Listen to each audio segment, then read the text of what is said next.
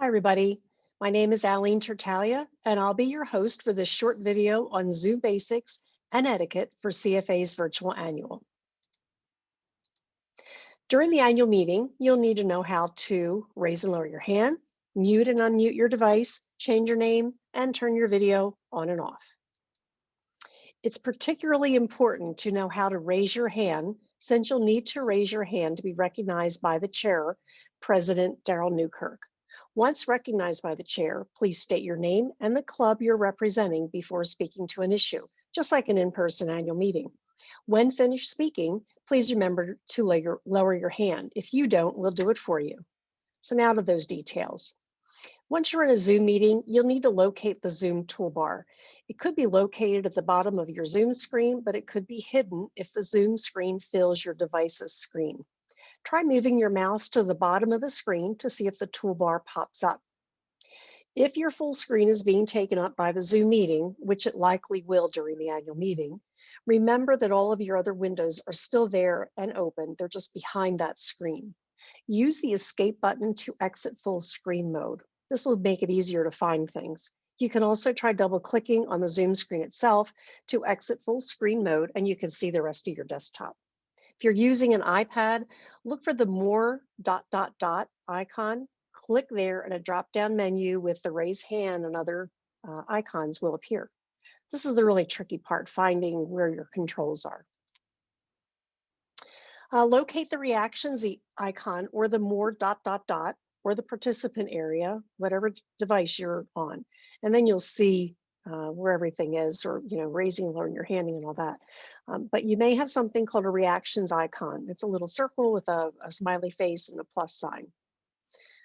And if you have the regular Zoom toolbar, that's what you'll see.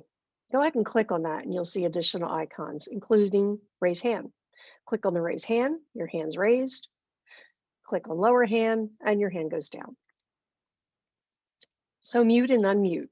The host, which will be the person running the meeting, as I am today, has the ability to mute you. Only you can unmute yourself.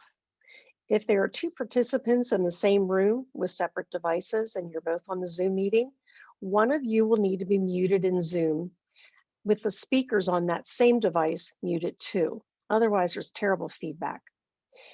If you're using two devices for yourself, maybe a desktop or a laptop and a tablet, the same thing applies. Mute the Zoom, mute in Zoom, and mute the speakers on the device too. We ask that you keep yourself on mute during the annual meeting and unmute yourself only when formally addressing the delegation. So on that Zoom toolbar, wherever yours is, you'll see a microphone icon. Click on it, a red slash will appear. Click on it again, the red slash goes away, and now you're unmuted again. So that red slash shows if you're muted with the red slash, unmute, there's no red slash. So turning your video on and off.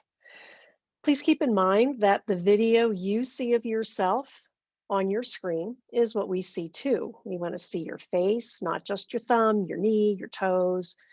Please be aware of your background also. Keep in mind the virtual annual meeting is being broadcast live on YouTube and Facebook and will reach anyone visiting CFA's media outlets. The host has the ability to turn off your video if we're seeing things that we shouldn't see. If your video is turned off for you, you'll need to request permission from the host to turn your video back on. When you go to turn your video back on, it'll say request permission. You click on that and we'll grant you permission. If you turn your video off, you can turn it back on yourself without that permission. We prefer your video be on when speaking as a delegate during the annual meeting. It's not required, it's just a preference. Just kind of only have your video on when you actually want to be seen. If you have to leave the room, if you are having a cup of coffee or you're eating, we'd appreciate you turning your video off at that point. So again, on that toolbar, you'll see a little camera. That's the video icon. Click on it, red slash appears, your video is off. Click on it again, and your video is on. Red slash goes away. Changing your name. We'd like you to be identified as your proper name versus Joe's third iPhone, Snoopy's first iPad, or my laptop. Again, that navigation bar, find the participant window, the participant tab, and click on that and a window will appear. In the list of participants, find yourself, and then using your mouse, hover over the name and you'll see some options. Click on More and a drop-down menu will appear. Select Rename. Type in your name, click Rename, and your updated name now appears. You've learned the basic Zoom items for a meeting. We want you to know that you will be able to use the chat feature during the annual meeting to communicate with other delegates and to let the host know if you're having technical difficulties. But please keep in mind the chair of the meeting, Daryl Newkirk, will not be viewing the chat feature. He's going to be really busy chairing the meeting. Take a look at the other videos we prepared for you. There's one on delegate check-in and one on online voting. The voting video is particularly important to view. Voting on amendments and resolutions is not part of the Zoom meeting. So even if you think you know all about Zoom, you still need to find out how to vote online during the annual meeting. Thanks for joining me for this video. We'll see you soon.